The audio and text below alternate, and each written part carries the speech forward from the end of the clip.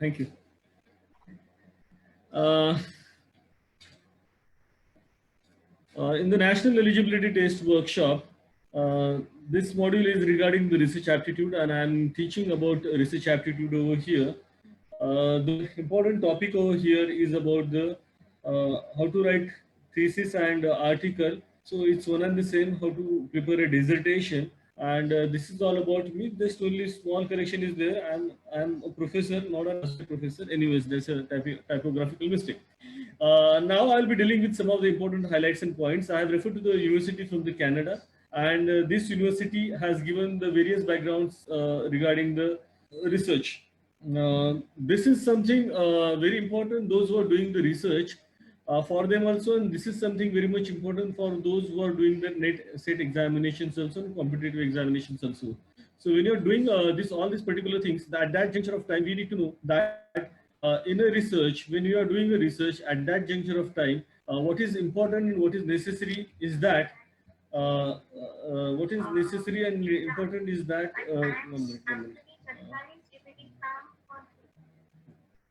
what is important is that this is the outline of the dissertation.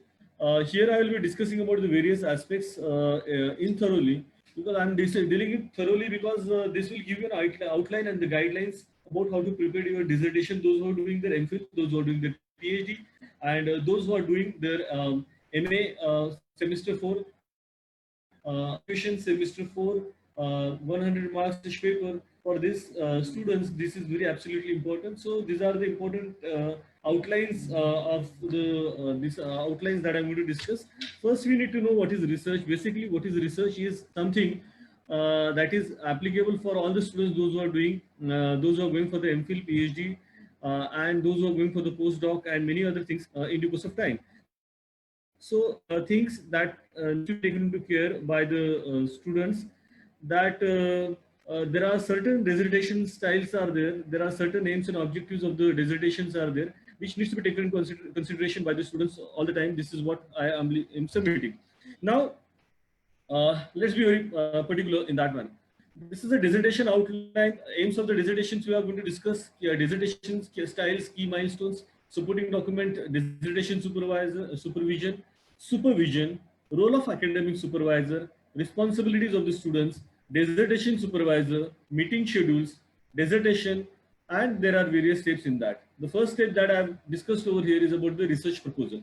So when you are doing a research, you need to prepare your research proposal, and this research proposal has to be in accordance to your university or whatever, wherever you have been registered. So they have given their format. In that format only you have to register yourself for the for your research proposal. So first basic thing, an important point over here is about the research proposal, and I think it's all clear that research proposal is this is research proposal is absolutely important. Now, when you're doing a research proposal, you have to, these are the following guidelines that I'm just discussing right now here. When you're writing a dissertation, you should have a title page. Not only you should have a title page, but you should have many other things that is required over here that I've discussed. Title page is there, abstract is there, acknowledgement is there, content page is there, introduction is there. Now, it may be that you must be thinking that what sir is telling right now and how we will understand in due course of time. But anyways, that's a different issue. Whatever I'm going to explain you will be giving you all entire idea about all these particular things in due course of time, and you will understand what exactly is research proposal, how to write down your dissertation, how to write down your thesis. That is exactly a thesis. This is all that I'm going to submit right now. Anyways, when you are writing a research proposal, first thing I'd like to say, now very simple, I'll explain you. Point number one is you are registered for MPhil, you are registered for PhD, point number two. Then you are registered for what? You are registered for the DLIT, that is point number three, that is postdoc. You are there in the MA semester 4 for the 100 marks project, that is point number 5. What are different types of research are there? For these different types of research, the first important point is about the research proposal. So you need to prepare the research proposal, and when you need to prepare a research proposal, what are the contents in that research proposal is an important point that you need to understand. Then when you are writing a dissertation or when you are writing a thesis, for example, you have a thesis on Mahatma Jyotirao Phule's role. in the social reformation movement in Maharashtra, or the educational empowerment of the women. In that case, you need to understand that you are going to have a specific outline in that consideration, and this outline talks about the title page will be there. So in the title page, your name of the project thesis will be there, then your name of the student will be there, then the name of your guide will be there, and then whatever the year of submission, these all the things are going to be there in that particular things. And then you will have abstract also, then you have acknowledgement inside. Normally abstract, that is called as a synopsis. Sometimes in foreign countries they call it an abstract. In India we call it a synopsis. So research proposal is something which is the beginning level, which has been submitted for getting approved from the RRC, that is Research and Recognition Committee, that is there in India. Point number one. And then when you go for abroad, then they have a different committees and they have the different nomenclatures. So here title page is there, abstract is there, acknowledgement is there, then content page is there. In that content, their index, everything is there, and then you are going to go for the introduction. So in the introduction, you are going to explain all these things. I'm just going to just showing you this this PPT. I'll be discussing all this thoroughly. And you have got a literature review. Well, in any kind of research, a literature review is a key source, and literature review is an important point. Then you have research methodology. What kind of a methodology that you have utilized and used?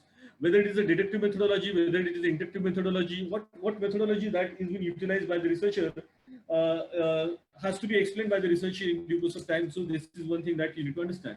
So historical methodology, descriptive methodology, inductive methodology. So many types of methodologies are there that are being used by the research scholars. This is important point.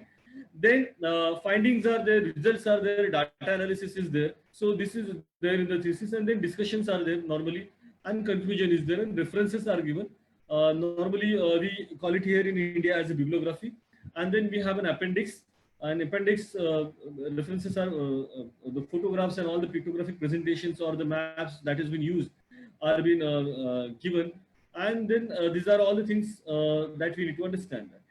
Citation, reference, and with text citation, these are the different things. I'm not going to talk about that. Again, I'll be talking about the attribution and plagiarism. I'll be talking about the confidentiality, ethics, submission arrangements, and submission deadlines. These all the points are there that we need to understand. And again, if the question comes of the resubmission, that point also I'll be discussing.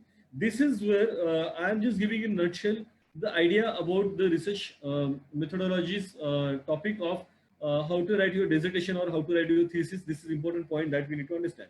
So anyways, this is all about the introductory part of the content.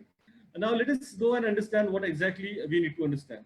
When you are writing a dissertation, it is a final stage of the master's degree and provide you the opportunity to show that you have gained the necessary skills and knowledge in order to organize and conduct a research project. So what you are doing when you are doing a research, okay, when you are doing a research, you are writing a dissertation or you are writing a thesis. For MPhil, it is a dissertation. For MA, it is a dissertation. And when you are going for the PhD level, it is a thesis. Okay. So when you are going for the dissertation or you are going for the thesis, when you are registered for that particular point, then you at this juncture of time, it is expected that you have gained the necessary skills and knowledge in order to organize and conduct the research project. This is an important humble submission that I'm making. Okay. It should demonstrate that you are skilled in the identified area or areas suitable for the research. Setting research objectives, locating, organizing, and critically analyzing the relevant secondary data. And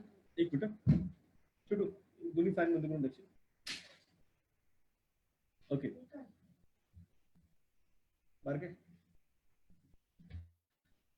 Okay. Sorry for the interruption. I'm at my sister's house right now. The dissertation is the final stage of master's degree. Okay, this is one number that I've explained. It requires the necessary skills. That is point number 2. And okay. It demonstrates that you are skilled. Okay. It should demonstrate that you are skilled in identified an area or areas suitable for the research, setting research objectives, locating, organizing, and critically analyzing the relevant secondary data, authoritative literature, devising an appropriate research methodology, analyzing the primary data, selected and drawing on literature in the field, drawing conclusions, and if appropriate, making relevant recommendations and indications areas for the research. Okay, I'll explain you what exactly things are there. We'll go step by step, and we will make you understand. See, basically what happens when the student has been registered for the PhD, when the student is registered for the MPhil, when the student is registered for the DLit or postdoc, at that juncture of time, it is expected that that person, that student has acquired all the necessary skills is one point. And if the student is doing research in the modern India, for example, I'm talking about the history, then he should be well versed about that identified area in which he wants to or she wants to do a research. And that particular research, that particular researcher has to set the objectives of the research. So what are the objectives of the research? I want to do this research to identify these problems, to come to give the solutions for these particular problems. Whatever things are there, so that has been discussed. That must be clear. Why you are doing the research must be explained by the research in the objectives of the research. So there are various formats of writing the research proposal, of writing the research synopsis. The research proposal is something which is written at, this is point number one.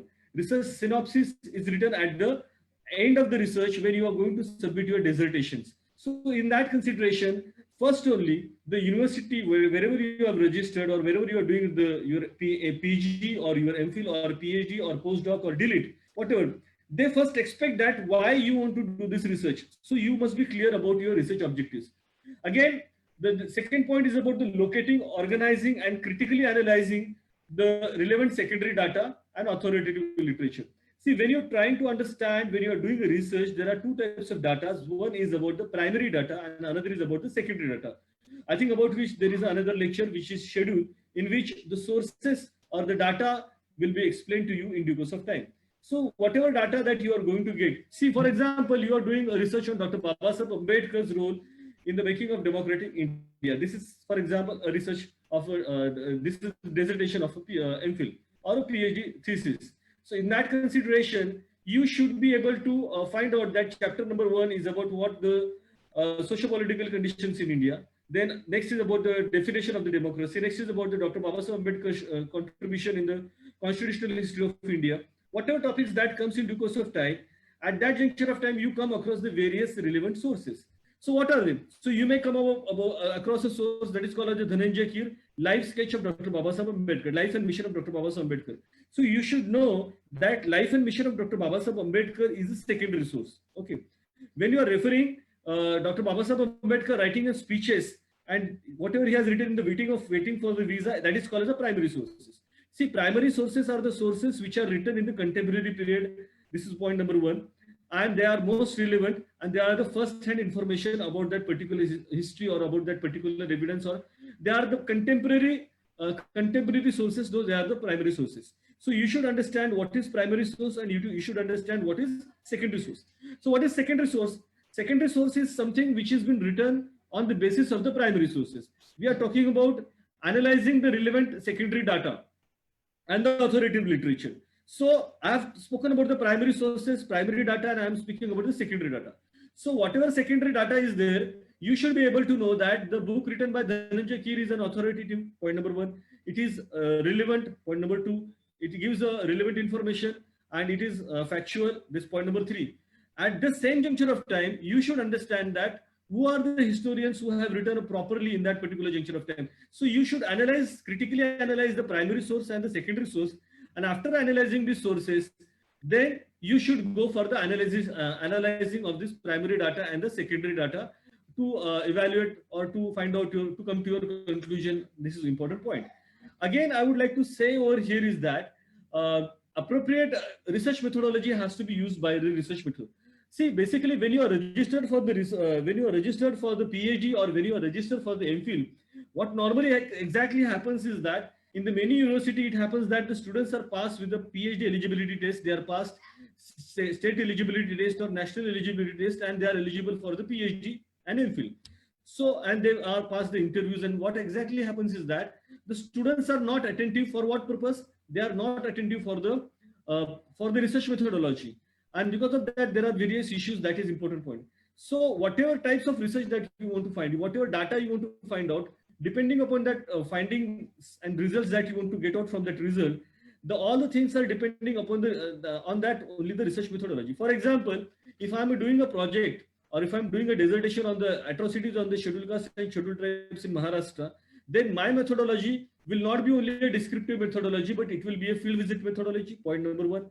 It will be an interview methodology, that is point number three. Then it will be a methodology which will be an experimental methodology. So in the experimental methodology, I will be using different types of methods. That is a due course of time that I will find. I'll write a letters to the police stations and I'll find out. I'll go to the victims, those who are victimized. So these are important points that is important. So research methodology plays a very important role in any kind of research. So whether this research methodology is an experimental research methodology, one, it is a deductive method, it is a descriptive methodology, it is a historical methodology. So whatever types of data that you wanted to have, depending upon that, this methodology is already depending. So this is an important point that I would like to say. And then we can come to conclusions and we can come back, we can draw the conclusions and appropriate relevant recommendations can also be given. For example, University Grants Committee has said that the researcher must come out with the relevant information. This is an important point. Now, coming back to the point, dissertation is a formal document and where the rules are governed the way in which it is presented. The CEC is important point. If you are doing a research in the University of Mumbai, then the academic council has passed the research methodology, the dissertation format and the style for that MPhil and PhD. For history, it is different. For PhD, PhD it is different. For philosophy, it is different. Sociology, it is different. So the formal document is there. So when you are writing a dissertation, you should understand that that format is given by that particular university, the rules that govern the way in which it is presented. It must have chapters that provide an introduction, literature review, justification of the data selected for the analysis and research methodology. For example, analysis of the data, and finally conclusions and recommendations. See, Pune Shloka Ahilya Devi Holkar University is there. Then Dr. Babasaheb Ambedkar Marathwada University is there. Then Rashtrasundar Tukdoji Maharaj Nagpur University is there. University of Mumbai is there. Savitribai Phule Pune University is there. All the universities have their different formats, and all the different formats are there, and these different formats are useful for that particular students to have their dissertation. And this dissertation is a formal document, and this has been governed by that particular university. This is important point. So where does it go? It goes to the research, and you have to submit your document to whom? To your research center. That is point number 2. The research center will send it to the university, point number 3. Then the academic sections will send it to the RRC, that is Research and Recognition Committee. As per the Maharashtra Public University Act 2016, it goes to the Pro-Vice Chancellor is the chairperson of this committee, Dean is there, and the chairperson of the Board of Studies are there. So this is an important point that I would like to say. So where the subjects are based around the business and applied, so this important point that I would like to say that a formal document is there and the rules are given by the concerned authorities under which you are doing the research. Now, when you are doing a master's level dissertation, is it distinguished from the others writings it is obtained. So analyzing is a different way. This we need to understand to a larger extent. Anyways, it seeks and answers, explanations, comparisons. I'm just skipping it out because time strain is there. So whatever dissertation is something in which your suggestions and recommendations are absolutely important, and you should read this particular guidelines before you are going for the dissertation. This is an important point that I would like to say. So these are the general guidelines that we need to understand. Now, when you are writing the aims of the dissertations, this is very important. When you are writing the aims of the dissertation, what you need to write. So when you are writing the aims of the dissertation, the aims of the dissertations are that put into the practice the theories and the concepts learned on the programs. So whatever theories are there, whatever concepts are there, that concepts and theories we need to study in that particular juncture of time in the dissertation. Point number 2, provide an opportunity to study a particular topic in a depth. So when you are doing a research, see important point is that when you are doing a research, at this juncture of time, when you are doing a research, you are doing an in-depth study. You are doing a in-depth study. What do you mean by in-depth study? That is an important point. See, it's micro research and macro research. These are the two different types of research. When you are doing a micro research, a particular micro aspect is being taken, and you can give justice to the research because you are doing what? Micro research. This is important point that you need to understand. And when you are doing a macro research, then it becomes difficult for you to give the justice for that particular time. But when you are doing a research, normally it is a topic which is a micro topic, it is a limited topic, the scope of the topic is confined for the particular aspect. For example, I've already spoken about Mahatma Jyotiba Phule, his work in the education, or Savitribai Phule, work in the education, or Tathagat Gautam Buddha's philosophy in the Abhidhamma Pitaka, which is explaining the concept of the Chitta. So all these things are there, which are the micro studies. When you are doing all these things, you are going where you are going an in-depth studies. So what is in-depth studies? For example, you are doing the study of Dr. Babasaheb Ambedkar's role in the social reformation movement. So you need to study what is Mahad Kalaram Satyagraha, what is temple entry movement, what is Nasik Kalaram temple entry movement, and then there are various things that you need to understand, that these points you need to study to a larger extent, and then it is an in-depth study. So you are only focusing on social aspect of the research. This is important point.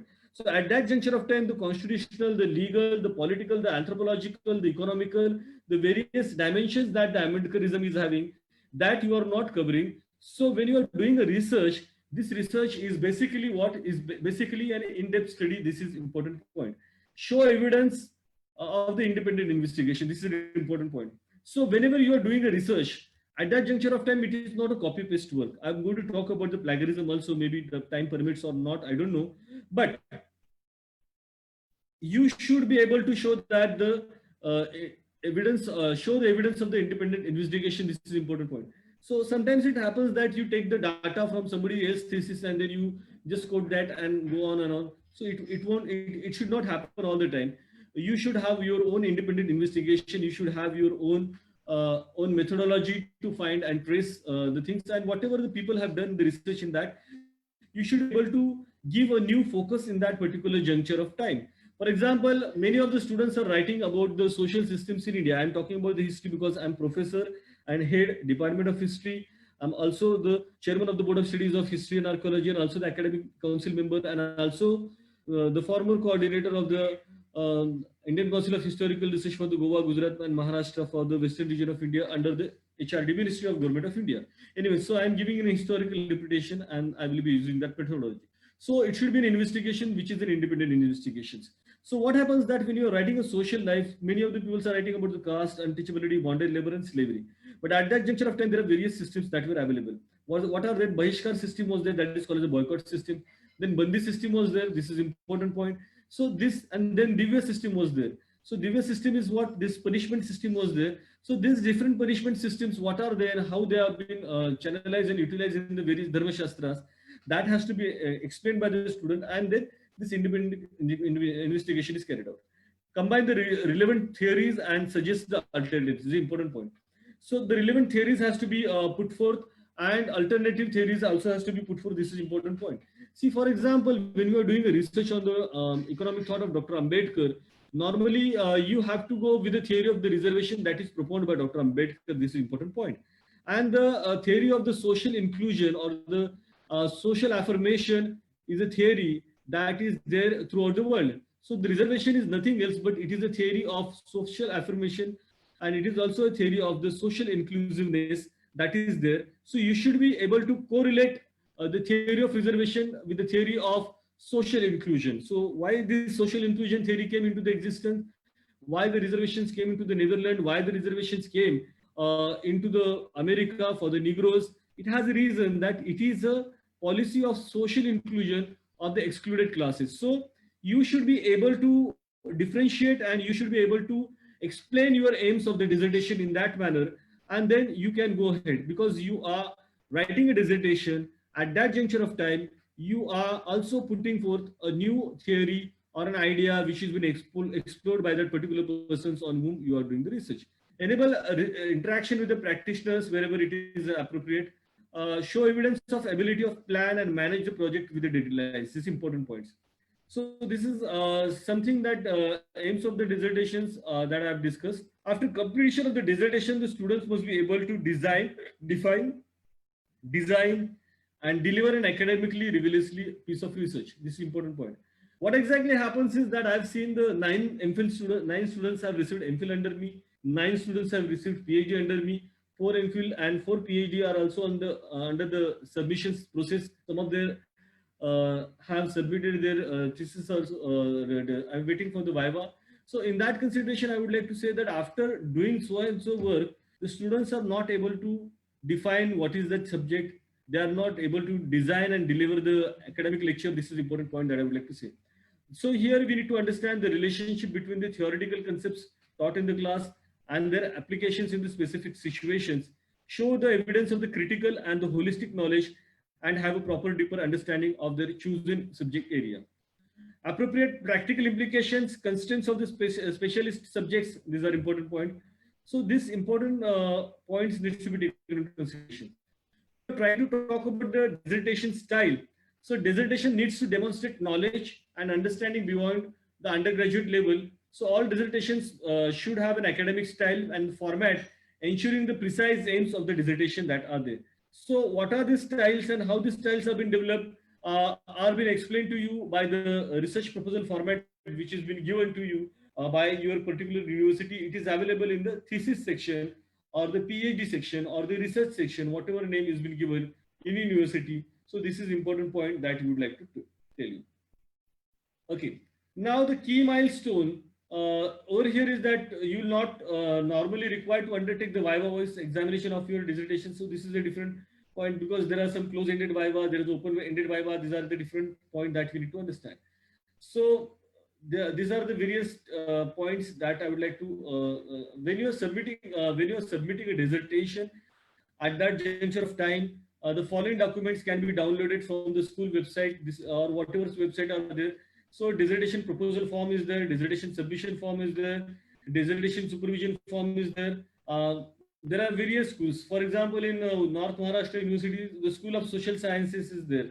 So under that School of Social Science, everything has been carried out. So this is important point that I would like to say. So these forms are available. So dissertation of proposal form is there. In that university format is there. You need to submit that. There is a particular fee to that you need to understand. Dissertation submission form is a different, that is at the end that is given. Dissertation supervision form is normally in the dissertation submission form only. Acknowledgement templates are there. Dissertation front page template is there. So these are the various documents that are supposed to be taken into consideration.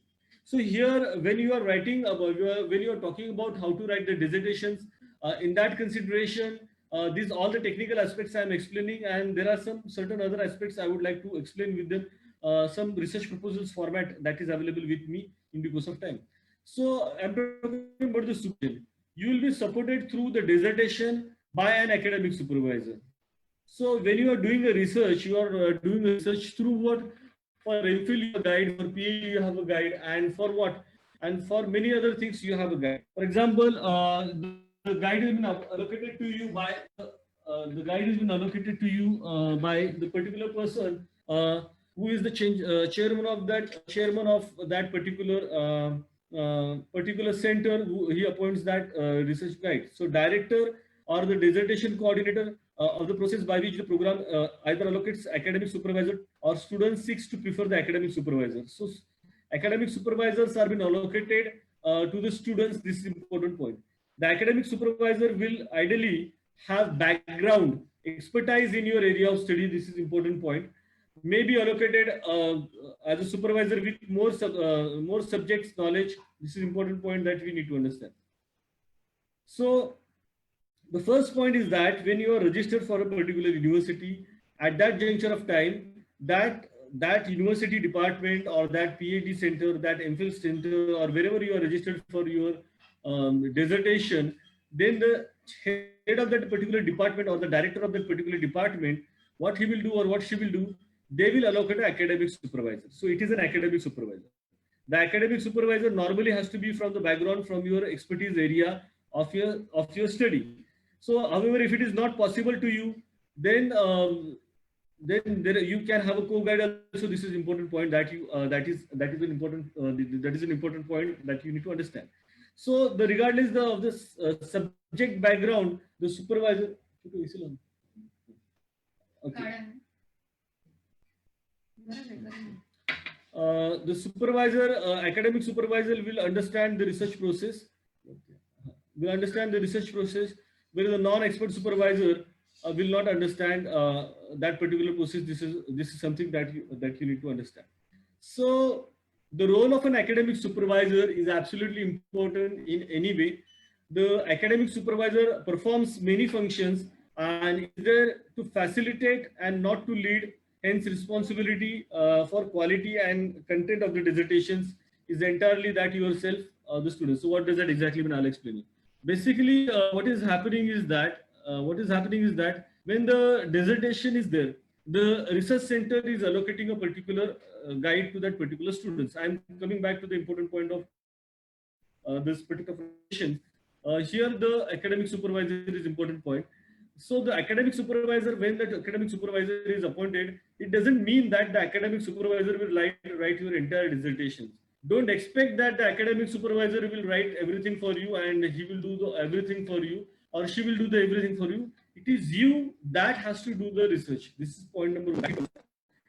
Just or she is just to facilitate you. For what purpose? The methodology that you have used is appropriate or not appropriate. The sources that are used are relevant or not relevant. Okay. If you have any difficulty in any particular chapter, what help that you require, that can be given by that particular academic supervisor. So the role of an academic supervisor is something which is there to be as a facilitator, to advise the student whether or not the project appears to be feasible and possible risks that may be involved in the particular problem. For example, the problem trying to access the information, potential poor responses rates survey concerning. So this is important point I would like to say. See, in the University of Mumbai, as I head of the Department of Physics, prior to that I was in faculty. Once upon a student came and said that, sir, I want to do an MPhil on a civil rights movement, the conditions of the Negroes in the America. Okay, I said that it's not possible for you to go with the experimental methodology, and the answers, if you try to go through the net, will not be appropriate, because it's the United States is something which cannot be covered with a 30 or 40 sample size. You require to have a larger sample size, and this is large. So when you explain this, is a possible risk of getting the data to the student, then the students try to change that, and then the research that was carried out by that particular student, now it has been submitted in the submission process, is about the Martin Luther King and the movement that is carried out and the civil rights movement in the United States of America. So it is a duty of a research supervisor and academic supervisor to explain the student what are the possible risks in collecting the data, and what are the whether it is feasible or whether it is not feasible for the student. This is an important point. That is a role of an academic supervisor that we need to understand. And then to assist the students in tailoring the proposal to the time and the other resources constraints. So when the proposal is prepared, for example, when you are preparing a research proposal, you are writing the aims of the research, you are writing the objectives of the research, you are writing the methodology of the research, you are writing various things. You are writing the chapterization of that particular topic that you are going to do the research, then you are writing the literature review. So all these things you are writing. So at that juncture of time, if you find any kind of a difficulty, that guide is supposed to guide you. The guide is supposed to tell you what is right and what is not right. So this is an important point, that assist the student in tailoring the proposal to the time and other resource constraints. So important point is that the student should understand that it is not the guide who is going to write your research proposal. It is you that is going to write the research proposal. This is a very important point that you need to understand. So therefore, the student has to work on that research proposal and should not cry, hue and cry, that my guide should write research proposal for me. For what purpose he should write or she should write? It is not so. So it's an important point that students should write the research proposal. Point number 3, to assist the student at the outset in finding the useful and relevant reading material and appropriate academic framework within which the place of the topic. So this is an important point. Relevant academic material can be explained or given by the guide. So for example, if I have expertise and my area of research is Ambedkarite movement, I am well versed with the topic of Ambedkarite studies. then I am the right person for the student, those who are doing the PhD under me, to do the research on the modern India social information movement or Ambedkarite movement, because I know the sources, I know the relevant reading material and appropriate academic framework also I know. So, so the important point is that whenever you are getting a guide, you should consult your guide about the relevant reading material, appropriate academic framework for that work. To advise on the choice of suitable methodological approaches. This is important point. So, how to write dissertation contains this important point is that suitable methodological approaches is important point. Sometimes you are using the primary data, secondary data, and you are writing. So that is what you are writing with a descriptive methodology. So it is a descriptive method of writing history. Sometimes you are writing with historical methodology. So that is a different issue. So to advise suitable methodology and approaches to collect the data, this is important point. See, one of my students was collecting a data on the condition of the tribals in Palghar district, Palghar in Maharashtra, and regarding to the government schemes that are there. So this was something that was a topic. But for that, I have asked the student to go for the field visit method. That is point number one. I have asked the student to go for the interview method, point number two. And then I have asked to get a sample size which is a cognizable sample size, and then we have come out with this methodological approach. We have given some suggestions to the government that because of this lacunas, the policy is not being implemented properly. This is what something that to monitor the progress and to advise on what is required and achieve the satisfactory dissertation. See, sometimes when you are submitting it to the guide, what happens is that guide advises you. For what purpose the guide advises? The guide advises you for what purpose? For achieving your goal of writing a dissertation, and satisfactory modes of methods are being utilized. So this is important point. The sixth number is that where relevant to lies periodically with company supervisor is important point.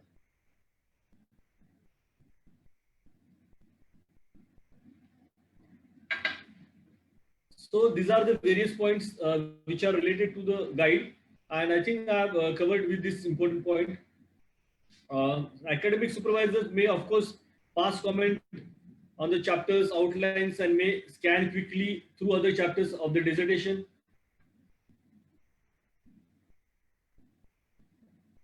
See, what happens is that sometimes the students go to the guide in the end, and when they go to the guide in the end after they complete their entire dissertations, at that juncture of time, actually it is not the right practice, because after every 6 months, the students needs to submit their progress report through the guide to the university, which is mandatory right now as per the UGC rules, and the new rules have come. But it happens that sometimes the guides are not free, and sometimes the students are also not free, and they just submit the progress report and they go ahead. But they should show their progress of writing. See what happens, it has become fashion to go for the PhD and MPhil. And many of the students are writing, I am JNU research scholar, University of Mumbai research scholar. They are giving their visiting cards and they are not doing their research. So what exactly is required in the research is the feedback of the academic supervisor in due course of time. And it is necessary to have that because if that guide gives the necessary feedback, then you can correct in the next chapters in due course of time. So it is not expected that the academic supervisor will check the grammar and the expressions. This is not important point for that particular. He will check whether the theoretically it is right or not, and whether the framework is correct or not, that he can check, but this is not. Now, what are the responsibilities of the students? When you are writing a dissertation, there are some responsibilities of the students also. This we need to understand that. Now, the various responsibilities are there. To maintain the regular contact with the academic supervisor. It's a very important point. It happens that the students are not maintaining their regular contact with the academic supervisor, and after 1 year and after 2 years, it happens that when this fellowship that they are getting under the ICHR, ICPR, or Bharti or Rajiv Gandhi fellowship and many other things are there, and when it expires, that time only they contact the academic supervisor to renew that scholarship. This is what the funda that the students are using. Some of the students are using. So it happens that because of that, if there is no regular contact with the academic supervisor, then the various issues arises. It is the student's responsibility to inform their supervisor of the progress and to lead the development of the dissertation. This is an important point. Difficulties must be communicated at the time when they are encountered. Retrospective information is not acceptable. This is an important point, acceptable. So when you are doing the research, so it is basically expected that you should contact in due course of time to that particular person who's your guide, and you should contact to that particular person who's teaching you. This is an important point that that I would like to submit. And difficulties has to be communicated to guide. Point number 2 is about what? To write the dissertation. Point number 2 is about what? To write the dissertation in a good standard of clear English using the appropriate academic terms, citation, and referring conventions. It is not responsibility of the supervisor to ensure that this condition is met. So sometimes it happens that students feel that everything has to be done by the guide. It is not so. Guide is only there to facilitate you. Guide is only there to guide you. Guide is only there to tell you what is right, what is wrong. But the guide is not there to write your dissertation. Guide is not there to check your grammar. Guide is not there to see the fluency of your language. It is the academic term that is important, that every student must reflect in the dissertation. This is important point. It is not the responsibility of the supervisor to ensure that these conditions meet. This is important point. So the first that we have understood that the student must be in regular contact with the academic supervisor. Point number 2 is that the student should write a dissertation in a good standard of clear English. Okay, appropriate academic terms has to be used. Point number 3 is what? To write the dissertations with the guidance from the supervisor. Okay, to write the dissertation with the guidance from the supervisor is an important point. The dissertation and the research work must be your own. Important point that to write the dissertation with the guidance from the supervisor. Sometimes it happens that you have a guide and you don't contact your guide and you contact somebody else who is not your guide, and you try to take the guidance from that particular person. It is okay, that is not an issue. But is that person a person who is having an authority on that particular subject? This is point number 1. Is that person is someone who is able to give you a proper guidelines as per the university in which you are doing the research? This is point number 3.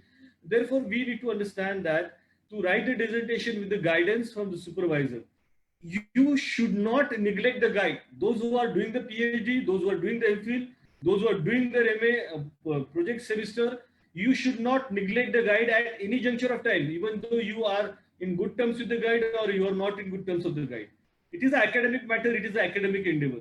So in an academic endeavor, in an academic manner, you should understand that these are the important points that are required. So is the important point that dissertation supervisor meetings has to be there. So whenever you are writing a dissertation, these are absolutely important that you should hold a dissertation supervisor meeting in due course of time. Now, normally that in foreign universities, the five normal formal meetings are taken with the academic supervisor throughout the year or throughout the dissertation. This is the purpose of these meetings is to discuss the progress and resolve the difficulties. What are the difficulties that the students are facing are to be discussed in that particular time. You should meet the guide, you should discuss with the guide. Sometimes it happens that I have very lot responsibility. I am doing this, I am doing that, I am doing the household work, I am doing that work, this work, and I am not free. It doesn't mean that you are not free. That means that guide is always free and you are always open for discussion for you. It's not so.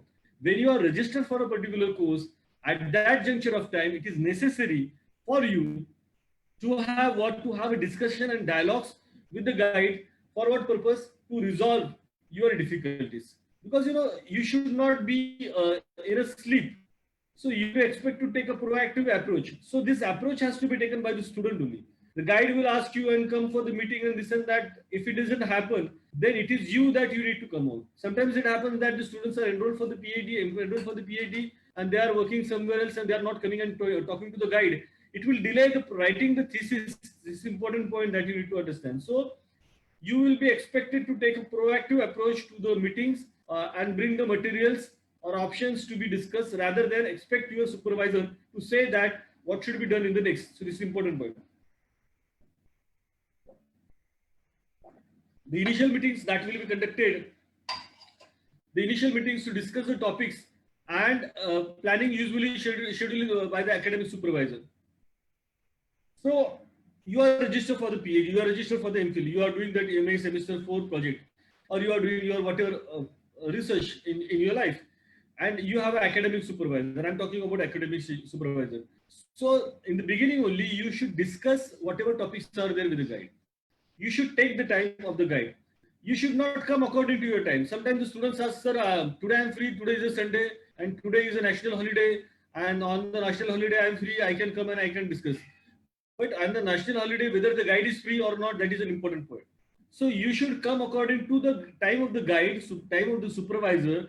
You should discuss whether you get 15 minutes, 20 minutes, 30 minutes, 1 hour, whatever time that you are getting. Maybe you may get the time in 1 month, 2 months, 3 months, whatever time you are going to get. But you should be able to discuss your academic topics. You should be able to plan accordingly.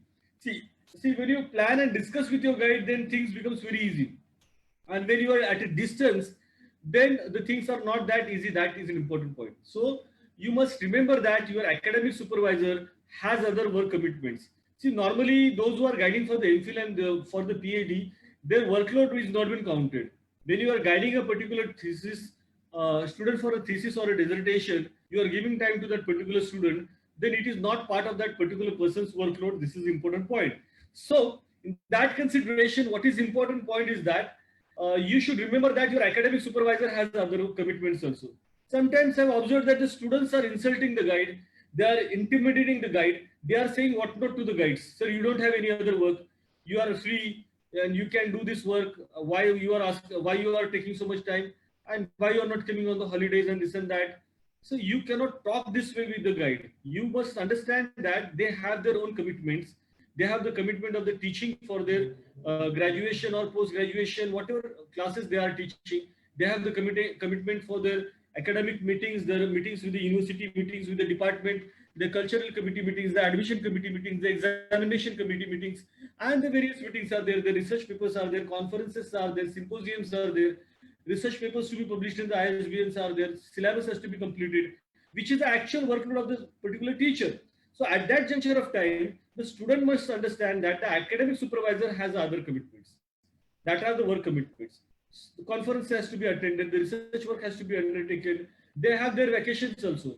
See, some of my students normally have forced me and boosted me to come in the Diwali vacation. Okay. And they have asked me to come in the summer vacation. I have come. I have dictated them 17 days, their chapters also, they got the PhD also. But when I have a difficulty in running for the NAC, that is national eligibility, that is national accreditation, I've asked for the particular data and I have asked them to give this data so that I can incorporate. The student has not turned, for whom I have given my 17 days of my Diwali vacation. It happens so. So if the teachers are having such kind of an experience with the students, then why the student should come? Why the teacher should come? This is an important point. See, when the classes are over, you can go from your college or your school or whatever times and you can have your discussions with your guide whenever there is a time and space, or you can take a leave and you can go and talk to that. But don't force the academic supervisor to be available at any juncture of time, because they also have their own academic endeavors and academic commitments, and they have their vacations also. And if you are based broad, you are abroad, it happens that the meetings are placed in the email. So now the methodology that the students that can approach, I'm using this format is from the Canada's university, that is this one of the standard university. So this way of approaching with the email is an important point. Now it's not an email, but you can conduct the Zoom meeting, you can conduct the WebEx meeting, you can conduct the Google Meet meeting, and you can conduct the various modes of meeting. Microsoft meetings are also there. So you can conduct the online meetings and you can take the guidance from that particular guide. You can take the availability of that guide and you can be online. No need to go and have the with the era of the social distancing, with the physical distancing, you can have the online meetings with your guide and you can discuss. But the guide also has to be ready, because there is a space for each and everybody in the life. And in what space you are, in what periphery you are, depending upon that relations, these all the points are there. The record of these meetings needs to be taken into consideration, because in some of the universities, it is observed that, I'm talking about the UK and other universities also, some of the universities, it is observed that the student's progress report is given, if it is given non-satisfactory by the guide, then if the consecutively two non-satisfactory progress reports have been submitted, then the admissions can be cancelled. This is an important point. So therefore, it is necessary that you should have this record of the meetings conducted with your guide. This is important point. And you should also have the record of the topics which are being submitted by to your guide by way of email or by way of post or whatever things are there. This is important point that I would like to say. You will be advised to advise the deadline for submission the dissertation proposal by your program director. This is important point. See, for MPhil, in India, it's 180 days. 180 days is basically 6 months, that is 12 months, and in the next 6 months, you have to submit your dissertation. It so happened that I've seen in my department, the students, those who are registered before 35 years, still that I've seen in many departments that still that they have not completed their MPhil. There is a limitation of the term. With the UGC guidelines, the terms cannot be extended. Okay, unless and until there is a valid reason or something, but now that valid reason concept has gone. So you need to understand that there is a deadline of submitting the dissertation proposal to your program. So these all the things should be taken into consideration when you are writing a dissertation. So this is important point. So this is the research proposal. The research proposal working document, where over the next few months becomes a transport the dissertations. You will be able to see the main sections, replicate structure of the dissertations. A copy of the research proposal used by the program can be downloaded. So this is a different issue. So use correctly, the proposal will become the roadmap through your dissertation process. This is an important point. So when you are writing a research proposal, what you need to do is that you need to write a research proposal which is a roadmap through your dissertation, and it will give you the focus of your research area. And if this happens, so then only then you can go ahead with the research, your research in due course of time. This is important point. The research proposal, what should it contain? I'm going back to the important point is the research proposal. The research proposal shows that you have thought through what the main research objectives are, and you have identified the main source of primary and secondary data, and you have given thought as a research methodology. So this is important point. So when you are writing research proposals, you are very well clear about your research objectives. You are very well clear about the data available for that. The proposal provided to your academic supervisor is a detailed skeleton. Again, I would like to say that research proposal is submitted at the time of registration by the student to the academic supervisor is an important point.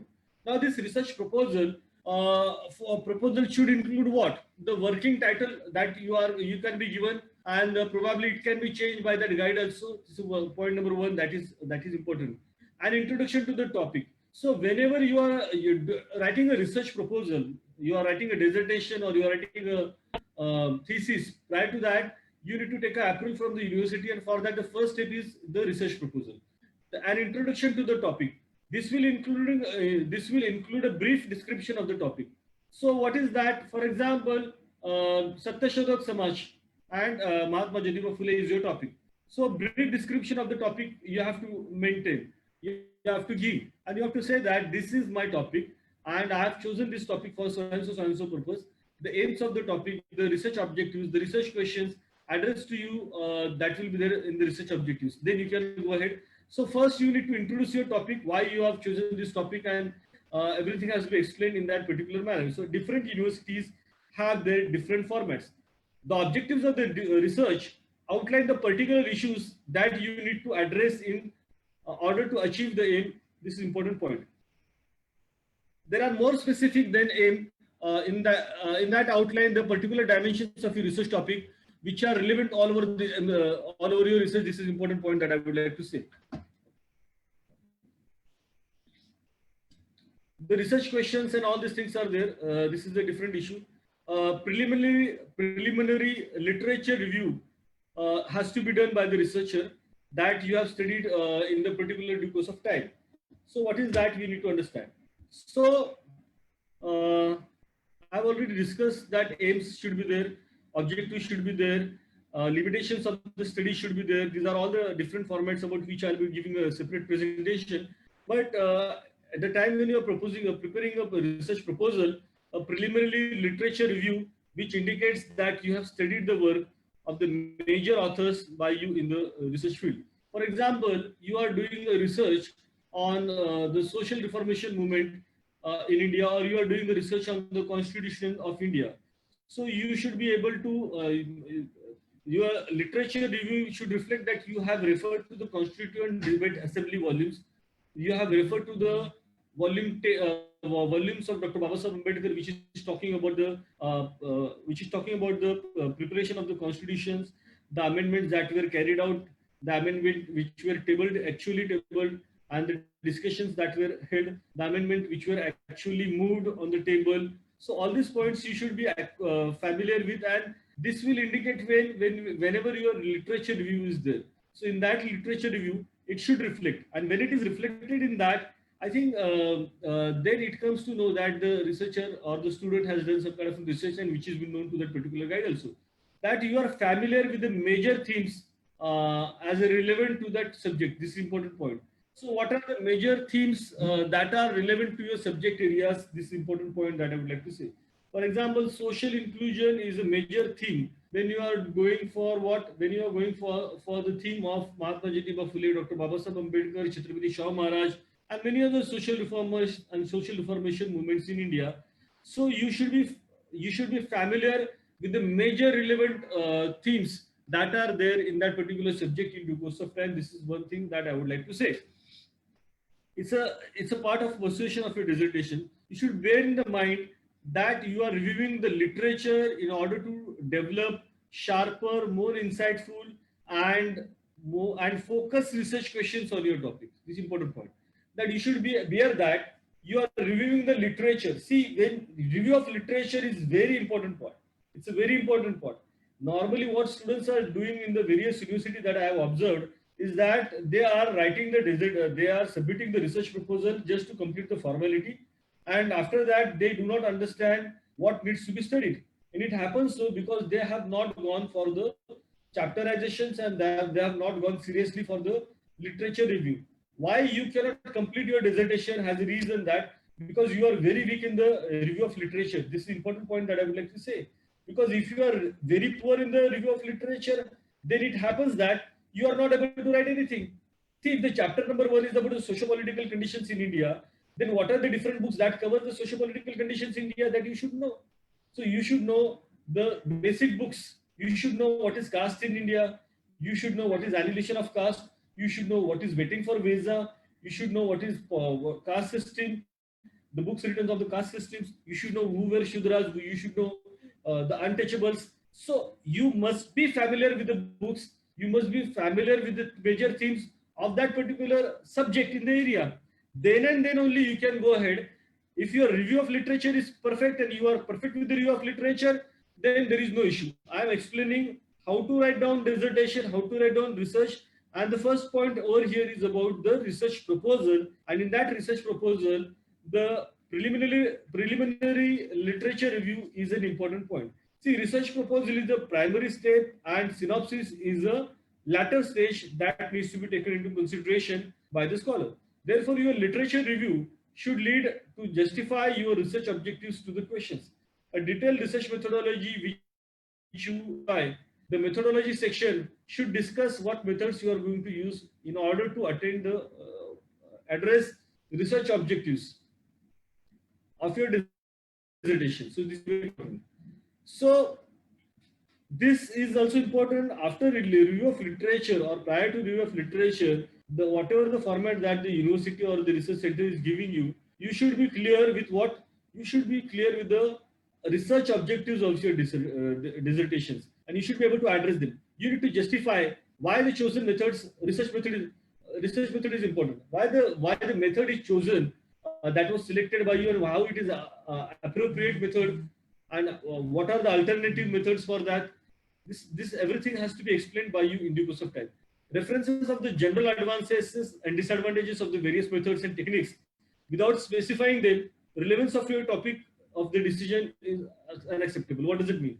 See, basically, when you are asked to write a research methodology of in your dissertation, in a research proposal or in a synopsis, normally it is written in the two steps. One is what? One is research proposal, and another is what?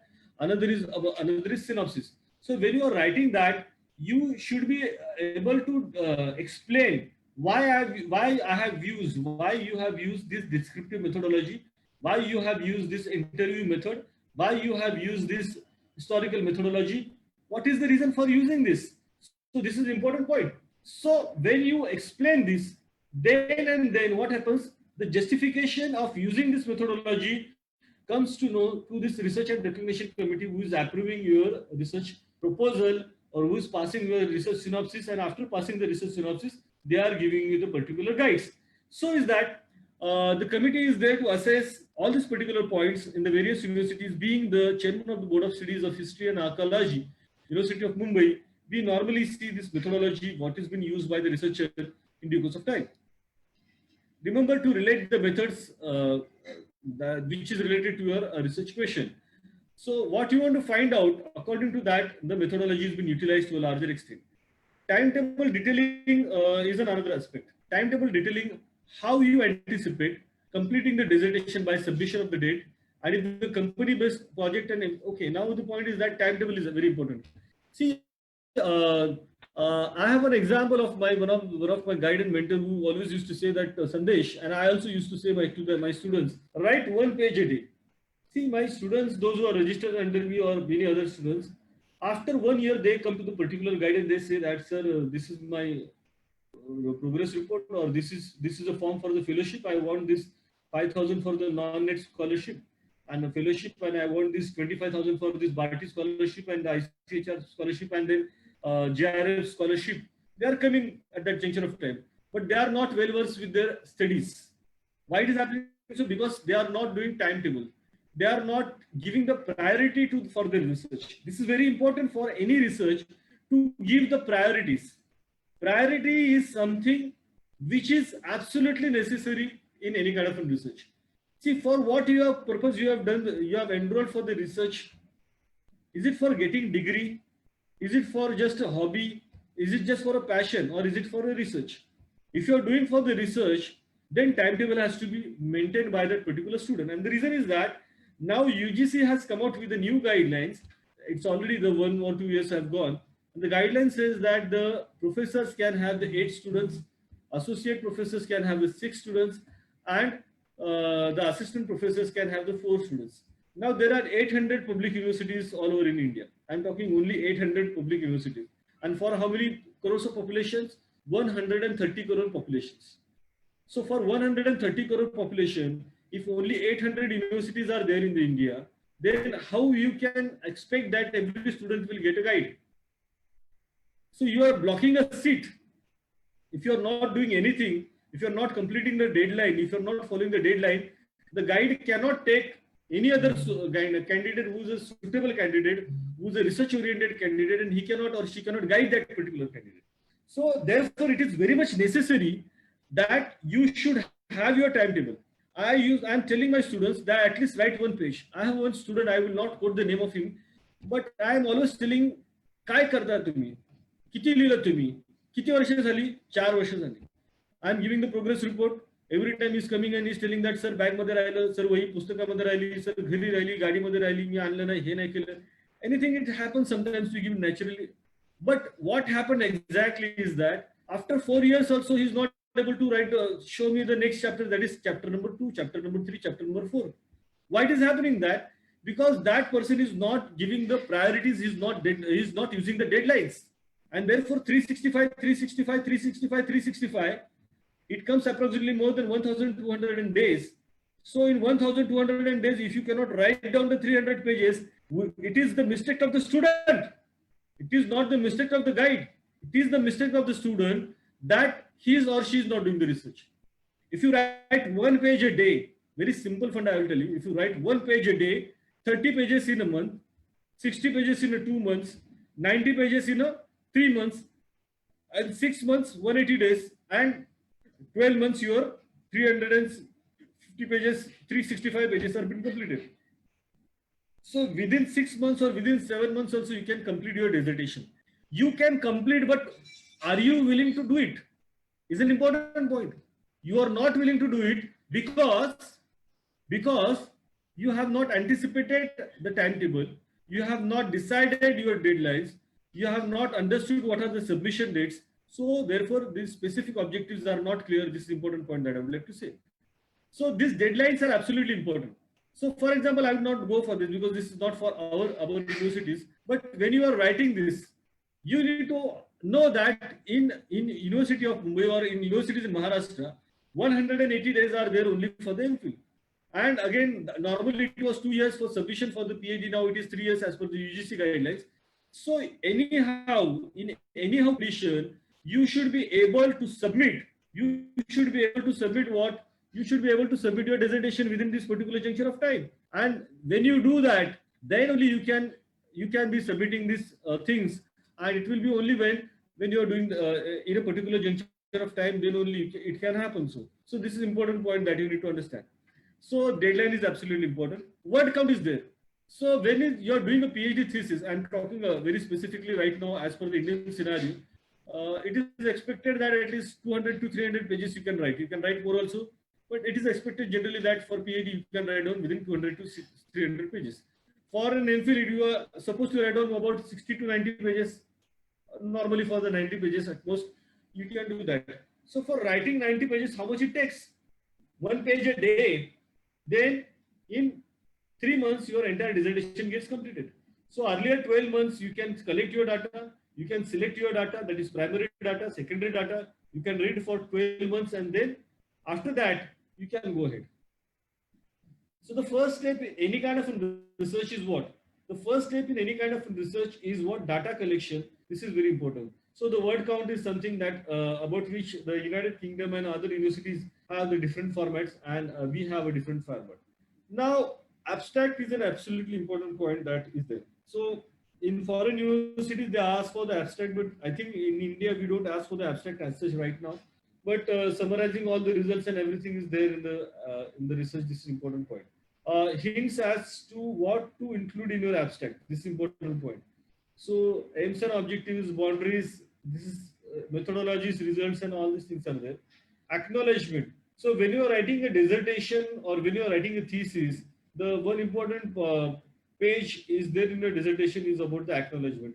It is not necessary that you give the acknowledgement all the time, but you can give. That is not an issue. A brief statement signed by the students. Okay, so this is an important point that you need to understand, that acknowledgement has to be there. So these are the various points that are supposed to be taken into consideration. A declaration has to be given by the student. A statement of the word count has to be given. And nowadays, more important point is that when you are doing a PhD and when you are doing the PhD in the English, then this Turnitin software is there. For example, University of Mumbai is using the Turnitin software. You have to give a report of plagiarism. This is very important. If you do not give the report of the plagiarism, then then these things, then the thesis will not be submitted. It's important. If you are writing in Marathi, if you are writing in Hindi, then this Turnitin does not apply in your case. So this is very important. So when you are writing a dissertation, when you are writing a thesis, this all the points has to be taken into consideration. How to write down the research proposal, how to contact your guide, how to conduct the meetings with your guide, how and many things are there. So these all the important points are there. And when you are submitting, this Turnitin software has to be maintained by the has to be used, and the report has to be submitted to the concerned head, and they will also be showing it. Content page is there. So in the content page, the chapters are there, appendices are there, references are there. So many things have been written in that particular content page. This is important point. And when you are writing a introduction, what exactly needs to be there in the introduction? This is the important point that you need to take into consideration. So it's an important point that when you are writing this particular juncture of time, you need to understand that when you are doing a content page, after content page, the introduction comes, the dissertation should be divided into the chapters and sub-chapters, and this all, okay, anyways, that's a different issue. Dissertation, what should be there in the introduction? Now, what is the background, the context in which the research took place? For example, if I am doing a research on Dr. Babasaheb Ambedkar and women's emancipation, Dr. Babasaheb Ambedkar and women's emancipation, then what I will say, the background of research is that the status of women in modern India was so and so, so and so. And then Dr. Ambedkar's role in the Hindu Code Bill, then Dr. Ambedkar's speeches and writings regarding women's emancipation. Then Dr. Babasaheb Ambedkar's role in the Constitution of India, the father of Constitution of India, by incorporating the various articles which are giving the rights to the women. So all these points, are absolutely important. So the background, the context has to be explained. You don't give all these things, but the background you have to explain that this is the background, and on this background the status of women was so and so, and on this background we are doing the needful and we are doing the research. So important point is that what is the subject or the issue, the importance of that subject. See, I'm explaining one by one. Don't get confused. I'm explaining everything in nutshell, in detail. This is a preparation of your national eligibility test, point number one. But moreover, it is a research-oriented lecture. This is preparation of your PhD and MPhil also, because it is a correlated topic for your national eligibility test module of research aptitude. So why is this subject or issue important? You need to explain who are the key participants and the actors in the area of investigation. This is one that you need to understand. So who are the key participants? Who are the key participants in the area of investigations on whom you are doing the research? Are there important trends or the pivotal variables of which the renders needs to be made aware? So important point is that. So I'll explain you in a nutshell what exactly I want to say over here is that in the chapter of an introduction, you need to explain the background of your research, that on this background I am doing this research, this is the historical background, or this is whatever things are there. In short, you need to talk about that research topic and why you have chosen the that topic, what is the importance of that topic, and this is all about the introduction. Have you presented a clear, unambiguous expositions of your research aims and objectives? Will be addressing your research questions. Research question is something, hypothesis, about which I think the separate lectures will be dealt, because this methodological aspect of hypothesis is a different, the methodological aspect of research method is a different aspect, and how to write down dissertation is a different aspect. The first point that comes in the dissertation writing is research proposal. In research proposal, I'm discussing the various points that you have to submit it to the research center. Research center will submit to the university or the research centers where it is going to be evaluated academic section. Then it will go to the research and recognition committee. All these points are there, which are important points that I would like to say. And then this introduction, everything I have cleared. Was this study undertaken by any other scholar? This also you can explain.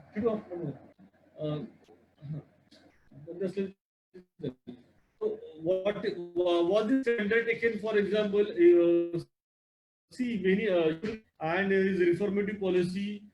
Khane sir, Dr. PV has done the research, and the same time Dr. MD Nalawade has done the research. So you should be able to say that if you are doing the research on Chhatrapati Shivaji Maharaj, then you should tell that this research was carried out by Dr. M.D. Nalawade. This was carried out by Professor Khane from Shivaji University. Then XYZ also carried out the research from the so-and-so university. And then what is the difference between them and you? That also you should need to explain in that particular time. So the dissertation is to be organized and investigated, and the concepts has to be explained by a particular scholar.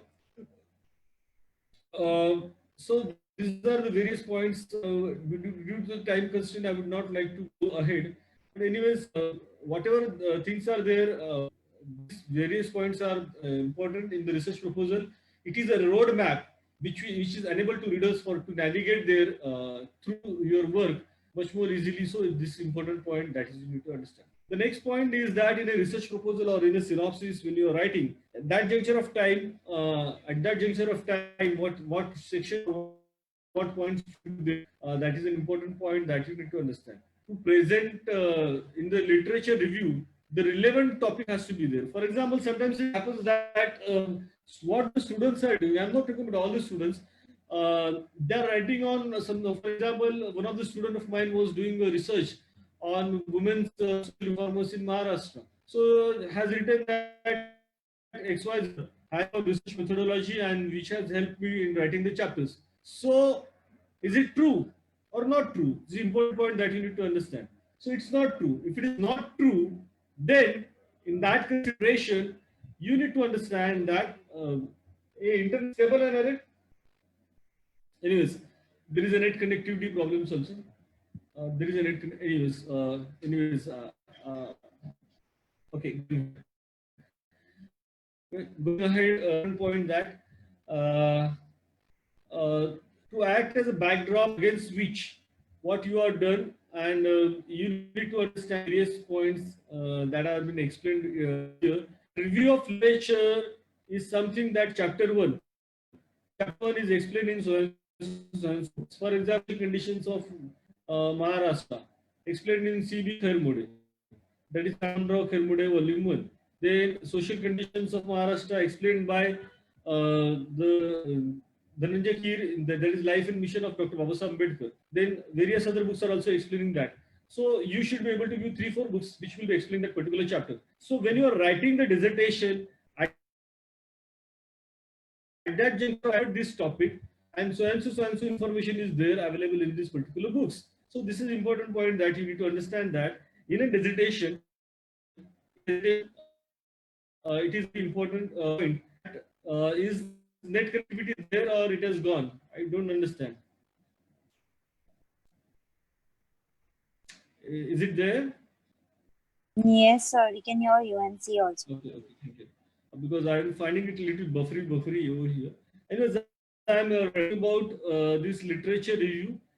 See, basic important point that the University Grants Commission, you can refer to the various that 30 different books has to be referred. 30 books, either you refer to the primary data, either you refer to the secondary data, or either you refer to the research journals, either you refer to the various research-oriented articles, but you have to refer to that. Either you refer to the unpublished thesis, or either you refer to the published thesis. So various things are there that you need to refer. So, okay, I think connectivity is an important point, that review of literature is a very important point. When you are writing a dissertation, when you are writing a thesis, if you do not do this part seriously, then you cannot complete your dissertation. This is an important point that you need to understand. What does it mean? It means that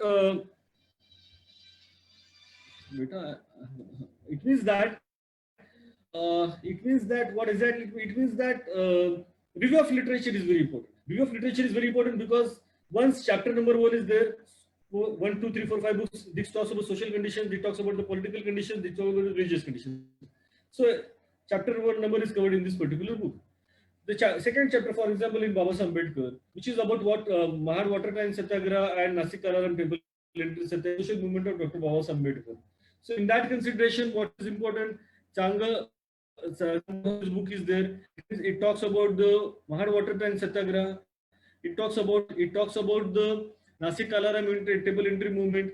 It talks about what Temple Entry movement and Dr. Babasaheb Ambedkar. It talks about what? It talks about the untouchability offences bill that was put forth in 1954 in the Rajya Sabha and Dr. Babasaheb Ambedkar. So various things are there which can be discussed, and you can say that this book contains that. For example, I'm the first person to write a book on Dr. Babasaheb Ambedkar and role in the Rajya Sabha. I've written a 44 books till date, and 10 published in the foreign universities, that is Mauritius, Indonesia University, Tribune University, and many other universities. That's a different issue.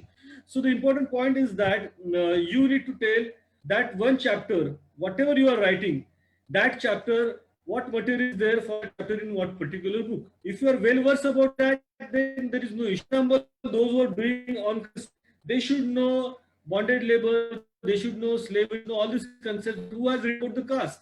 So it is G.S. Gurye who has written, it is Ketkar who has written, it is Dr. Babasaheb Ambedkar who has written about the caste system, and it is many others those who have written. This was written about the caste. You should be able to read out all these particular points. This is an important point that I would like to say.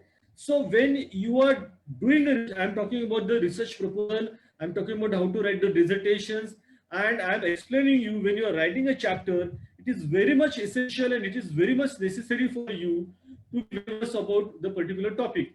And you should be able to give every chapter, you should be able to write the review of literature. Don't do hurriedly and fastly. Just to complete the formalities, I am submitting my thesis, this is yoga, this is Patanjali Yoga, and this was that, and that is this. You will not find it very easy to write the thesis when it gets approved.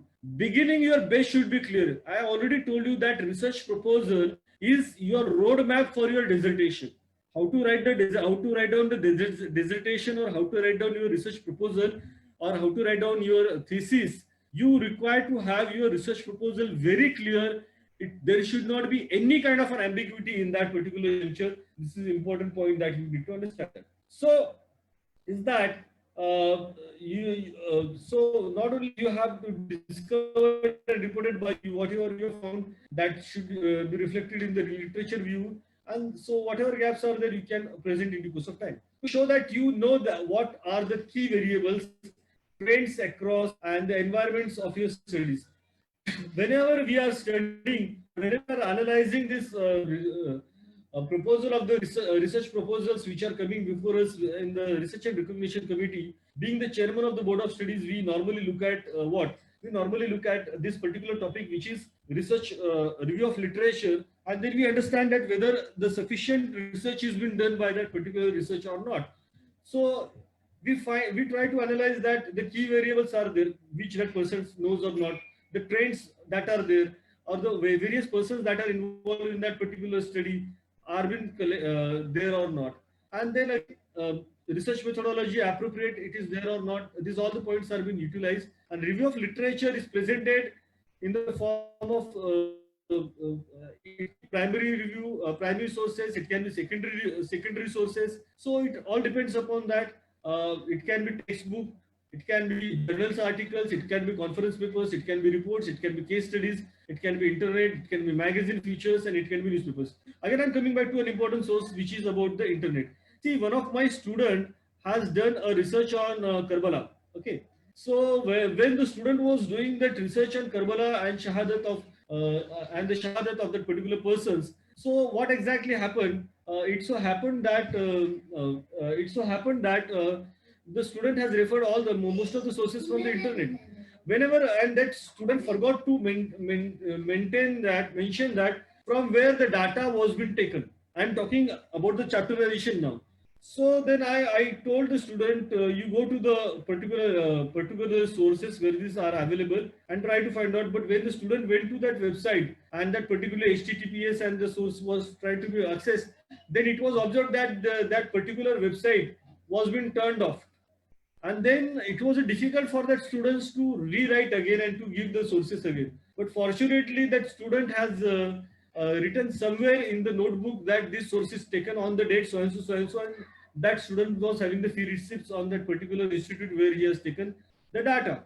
So that becomes very easy. So therefore, it is very important that when you are writing the sources, when you are writing a review of literature, you can mention journal. Now the question may also come to your mind, sir, you are telling differently, our guides are telling differently, to whom to believe? See, it's a universal standard pro forma which has been applicable to United Kingdom, Canada, and all other foreign universities and cities in the world. So therefore, it is the same format that you should understand that this has been utilized all over the world. So therefore, there should not be any confusion for the students to a larger extent. Anyways, review of literature is presented in the forms of what? So published material is there, unpublished material is there, or combination of textbook is there, journals is there.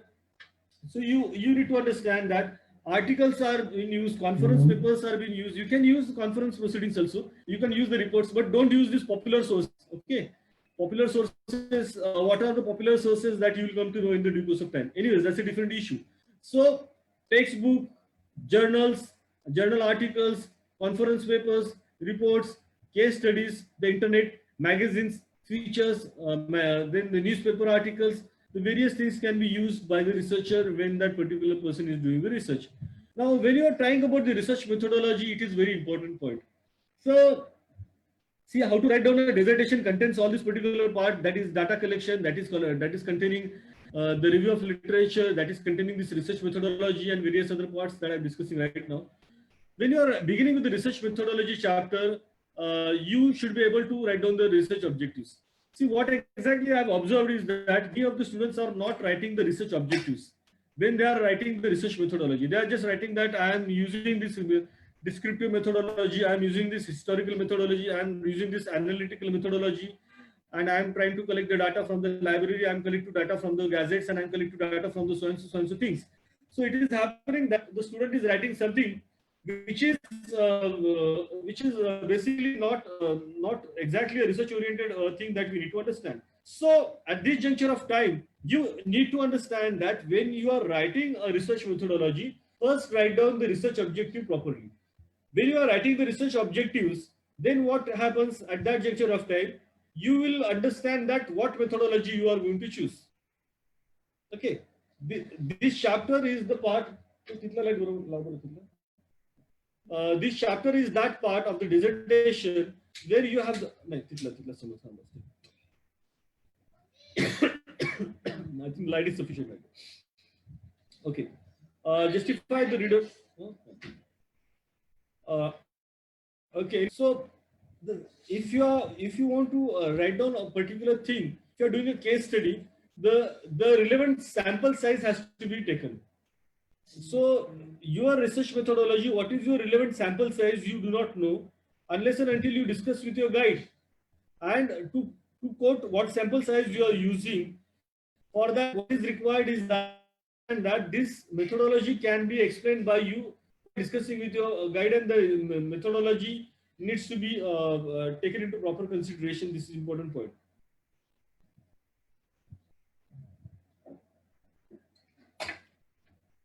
See, it happens that sometimes students does not select a proper research methodology, and they select a wrong methodology.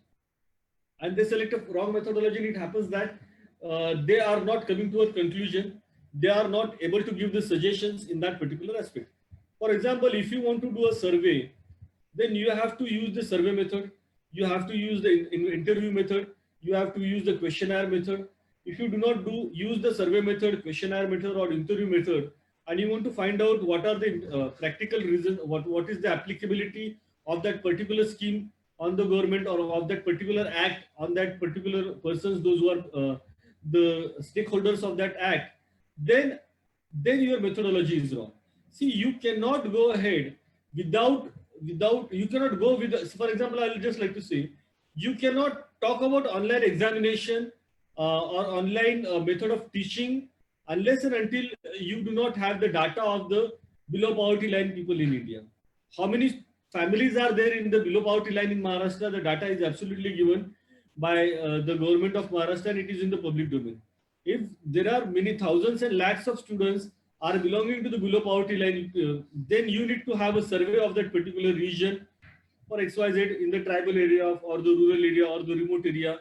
So how this internet activities accessibility is not there.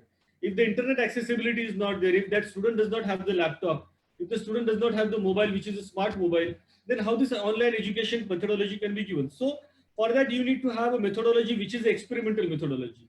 You need to carry a survey, you need to have your own questionnaire, you need to have your own interviews, and then come to some conclusion and give it to the government of Maharashtra or government of India, and you can give your conclusion that this is the methodology by which we have collected the data. So proper methodology has to be done. For example, those who are doing the education, they need to have a methodology which is an experimental methodology.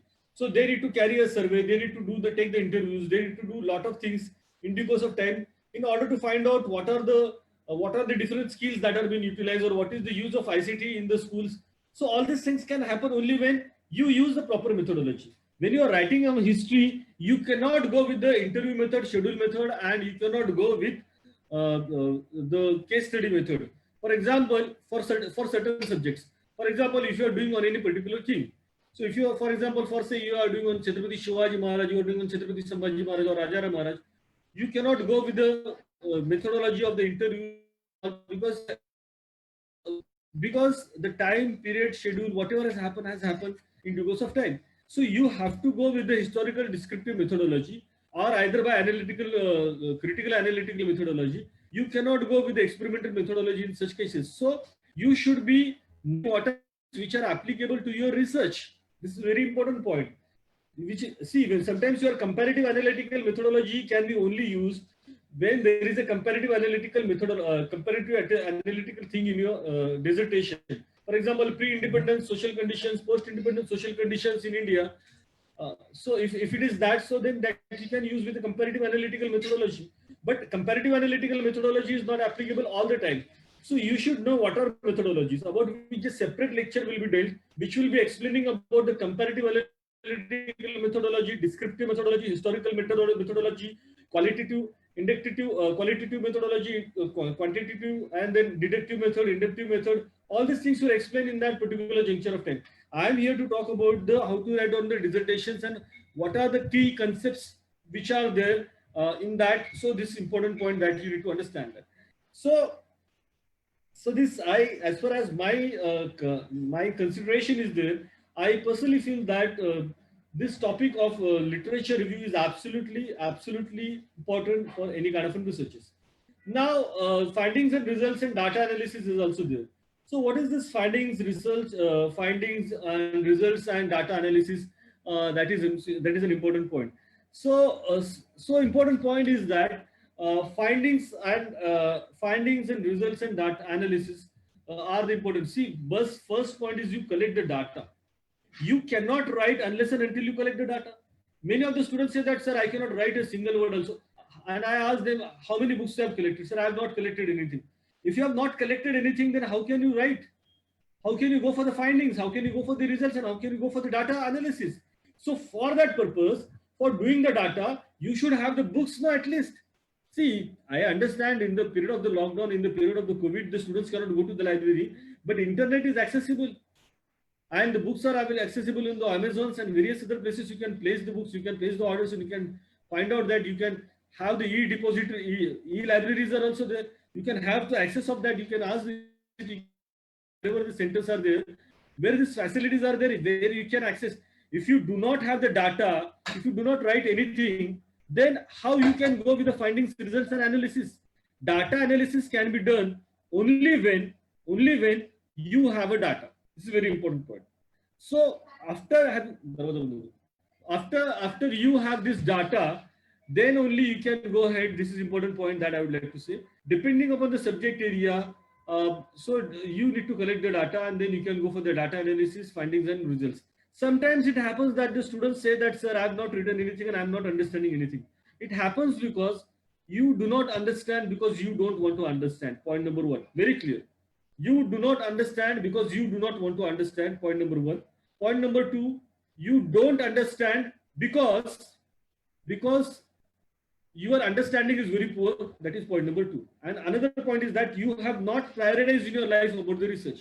What are your priorities? Your priorities of the students are WhatsApp. Your priorities are the Facebook. Your priorities are Netflix and the TVs and TV serials and many other things, chatting on the WhatsApp and Facebooks and everything, and messengers and duos and everything. Data has become the findings, and because of that, the research is behind. And therefore, for findings, results, and data analysis, it is very much necessary that you should have the data first, and you should go for the review of literature to a larger extent. So this main part of the chapter is a presentation of the data that you have obtained. Even the projects related to moderate. So this is important point. That is an important point that I would like to submit that due to the time constraint, I would not go into the details. But here I would like to say that the data has to be presented in a manner. Now, how to present the data is an important point. When you are writing a dissertation, presentation of the data is an important point. Whether the data is a qualitative data or whether the data is a quantitative data is an important point. Whether you have data you have received from the research questions, or whether that you have data explored during your field work, whatever is that you need to give an explanation in that your thesis, and your agreement and your disagreement with the emerged interviews that you have got, your transcripts of the interviews, your quotations that are with your various schedule methods and all other methods that you are going to get, whether you are agreed on that or whether you are not agreed on that, this particular point. So this everything has to be explained by that particular person. So many of the students make mistakes of providing a very superficial descriptive analysis of the qualitative data. See, sometimes it happens that when you come to the conclusion, you go on writing that this chapter contains this and this is the conclusion, this is the conclusion, this is the conclusion. You should not make a superficial conclusion. Superficial descriptive analysis. Very important point is that you should be able to explain it with the substantial evidences why this is so, why that is so. This is important point that is in that is there in the mind that I would like to say. See, transcripts of the interviews are there, surveys are there, data sheets are there. So all these are there. These are the main bodies of your dissertations. When you are writing, understand about the how to write out the dissertation. This is very important point at this juncture of time. At this juncture of time, what exactly important is that your interviews are there, surveys are, data sheets are there. You need to interpret this. You need to interpret these transcripts in a proper manner, and appendix has to be attached to your dissertations in due course of time. So this is important point that we need to understand. Again, discussion has to be carried out.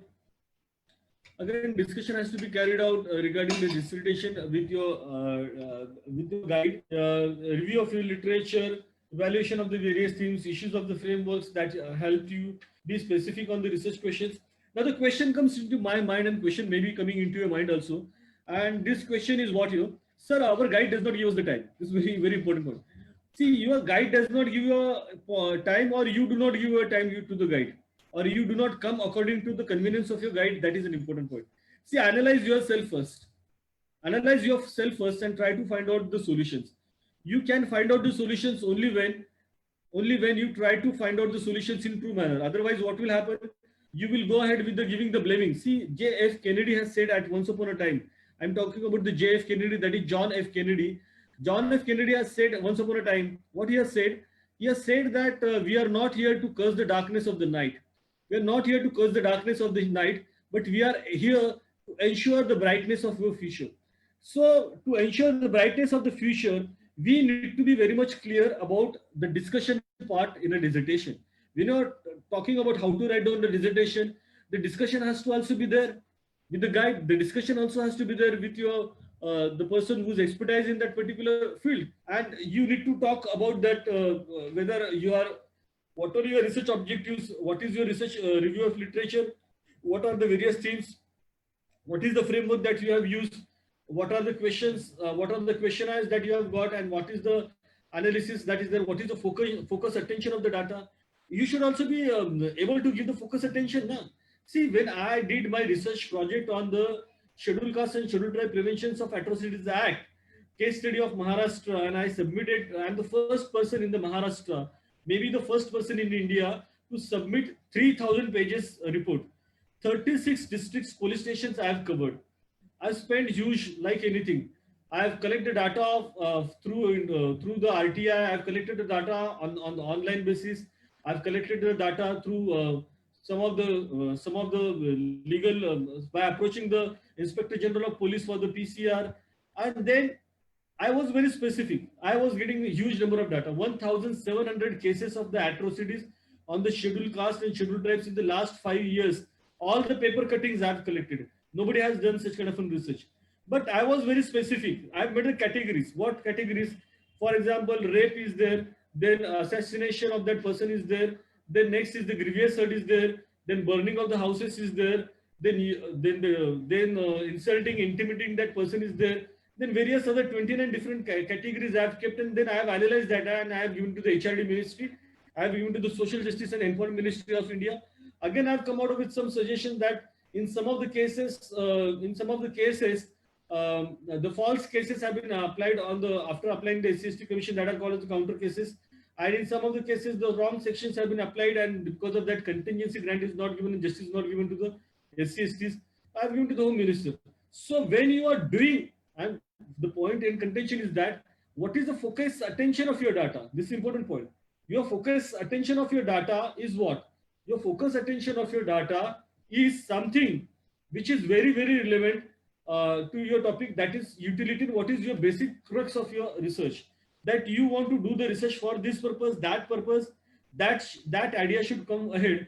Therefore, when you are writing and analyzing the data, you should be clear about your focus attention on the data. This is very important that I would like to say over here. Peripheral data can be included in the appendix. This is a very important point that I would like to say. Peripheral data, for example, 1,700 newspaper clippings are there, and that newspaper clippings of various atrocities that caused in Maharashtra and the various cases of the atrocities are there, that I've kept in the appendices. So peripheral data need not be included in the thesis. This is a very important point. How to write down dissertation contains all these guidelines. I think I'm giving a very detailed guidelines by using this United Kingdom, Canada, and all other different universities guidelines, and I'm trying to give you that. I'm making the concepts clear that this peripheral data, which is an excess data, or which is not so much relevant data that I'm giving it to you, that is there in the research, is something that we need to understand that this data has to be explained to a larger extent, and this peripheral data can be given in the pages of the appendices. Now you must be thinking that what is appendices? See, basically appendices is something where you attach the interviews, you attach the field survey visit reports, where you attach the pictures, where you attach the maps, where you attach any particular informations, any particular photo. So everything that is relevant to that topic, that only you attach. You don't attach anything which is not relevant to that topic. Again, you have to give the name to that particular topic. This is important point that see, for example, you are giving the maps. For example, one of my students was doing a PhD on the environmental history of the Thana forest. So he has attached that particular copy of that particular act regarding the forest. So he has attached, and then he has said that chapter 1 so and so A, that so and so so and so. Then he has given that particular list of the animals that are there in that particular forest, and also this all the things are there. So this can be attached in the appendices. See, sometimes it happens that you are not able to talk to your guide. Sometimes you are afraid. Sometimes your guide does not have a time, and sometimes you think that Janido, let it be. I will try to write down. I will try to find out my own sources. Why should I write? Why? And the guy, what guide will think that I do not know this thing. I do not know that thing. As if you think that your guide thinks that everything you know. Such kind of an impression is there. Sometimes the guide says that, oh no, you are intelligent. Why should I guide you? You only do everything. It also happens in sometimes. This is don't show much. Don't show so much so that you are brilliant in all the cases. Sometimes you take help of the guide also, and you try to take genuine advice of the guide also. The important point that I would like to say right now. So it's an important point that peripheral data that can be included in the appendices. However, you are reminded that there is a limit of the 25 pages of appendices. So this is there in the universities, that is not there in Indian universities. This is what you need to understand, that you can have a number of appendices also. That is not an issue for us over here in India. And when you are going for the conclusion, here you will be bring out together the work by showing how initial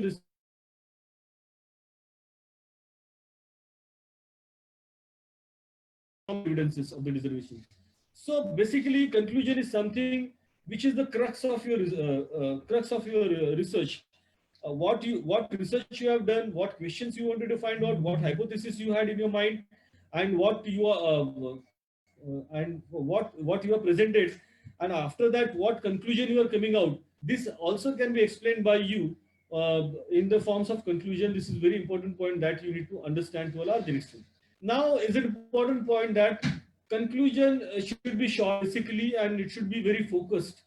Don't write down the history. I did this, I did that, I did this, I did that, I find that, I found that. It is not conclusion. Conclusion is a different issue. What you did is a different issue. What you find is a different issue, and conclusion is a different issue. Here are the important point is that suggestions are there, recommendations are there, which are going to be there in the conclusion. No, sometimes guide tells you that, you write whatever you want to write. And whatever you want to write means what? You want to write what? You want to write suggestions, and you want to write the recommendations. To whom you are going to recommend? You are going to recommend to XYZ person, those who are there. For example, policy making matters is there. For example, 498 dowry cases are there. Then you are going to make suggestions also, and then you are going to make recommendations also. Are you understanding what I'm saying? So it's an important point that in a conclusion, when you are writing a dissertation, you should be able to write the suggestion part, and you should be able to write the recommendation part in the conclusion. Due to the time constraint, and since my laptop was crashed yesterday because of the some Microsoft issues are there, I could not make it bold and all, and therefore this is not bold, but anyways, I think it's visible for all of you. That's not an issue for me. But anyways, it so happens that technical issues are there, and then you have to go to somebody else's house and access the internet. I'm there at my relative's house. That's a different issue. But now is that point is that in a conclusion, in nutshell, I would like to say that in a conclusion, you have to give your suggestions, you have to give a recommendation. These 2 points you need to give in any situation. This is important point that is there important. Don't write down what I am doing, what I have done, what is this data. This is not part of a conclusion. I'm clearing out all the ideas from the minds of the students, those who are doing the research, and this is very much essential. And I don't know why this has been kept in the national eligibility test, so that the students, those who are aspiring for the research, may get a proper guidance. That might be the idea of the frameworks of the syllabus of the UGC, and I think it's a right idea. Because of that, such kind of lectures have been organized, and they get see for PhD.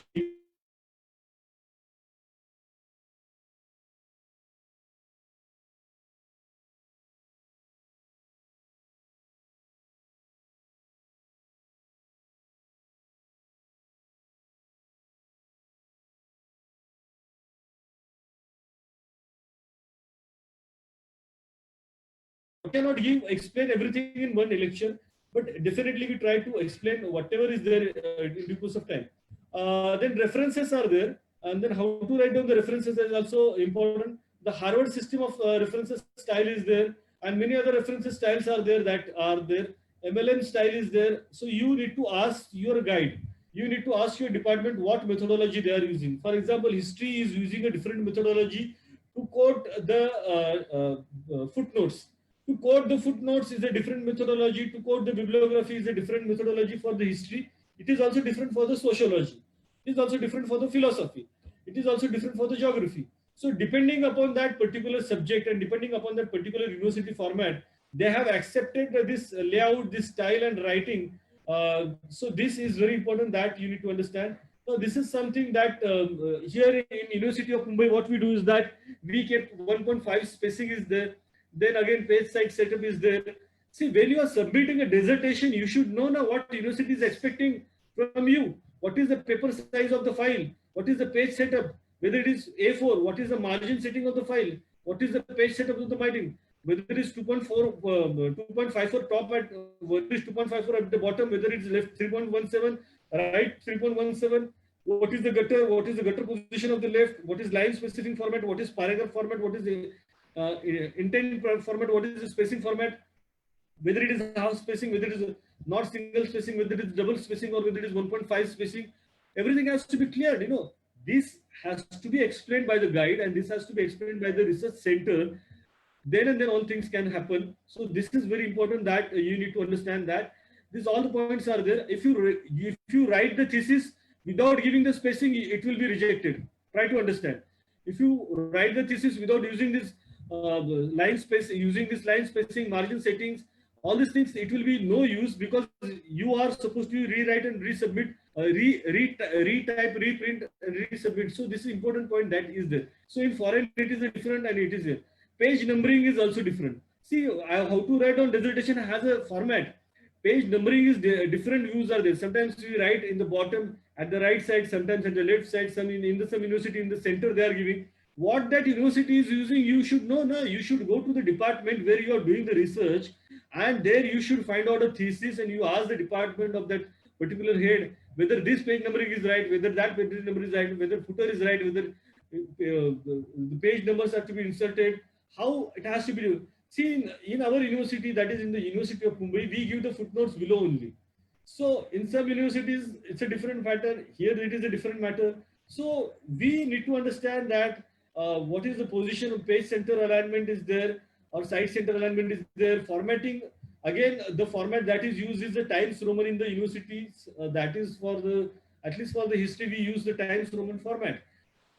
And again, the 12-point font is being used. So when you are writing a dissertation, when you are writing a thesis, you should also know this technicality. I am giving all this specification so that most of the doubts are cleared from the minds of the students to a larger extent. So this 12-point format has been used normally by us, but for Marathi, the font is different. So what is that font? That also you should know, and you should ask the guides, and you should ask the particular research center, or you should be able to see that particular things in the course of time, and you will be able to come to a conclusion in the course of time.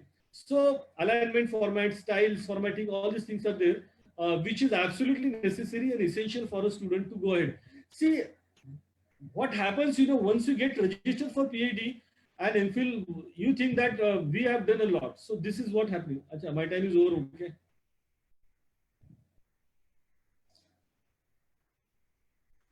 Okay, I think time is over for me. This is about the writing styles. I'll just show the pages. Okay. This is approval questionnaire surveys. You have to take the approvals of the question and survey by your academic supervisor. Then within text citations you have to give. Then end of text citation references. This is something that you ask your concerned supervisor. What is there? In foreign it is different. Text notes are different. Attribution is different and plagiarism is different. So this is important point that I would like to cover here. That Turnitin software normally is being used in the University of Mumbai and other universities where you have to give confidentiality has to be maintained. I'm just showing right now because I think time has ended up for me. My time schedule for this particular lecture is completing, so that these are submission arrangements. You have to give in CD also, you have to give in physical format also, and the Turnitin report has to also be submitted also to that particular university. There and then these dissertations will be accepted. Okay, anyways, these are submission deadlines are important point. Then there are various points. Assessment is there, how it goes, where it goes, to whom it goes. When you submit your dissertation, there are three referees normally in Maharashtra from within the state, three referees from other state, and then the vice chancellor ticks on the anyone named from Maharashtra and out of Maharashtra, from that within state and out of the state. And then this is something about the assessment. And then you have an internal examiner, which is your guide, and there are two other reports which are supposed to become in due course of time. And as per the university rules, the result has to be declared within 90 days only.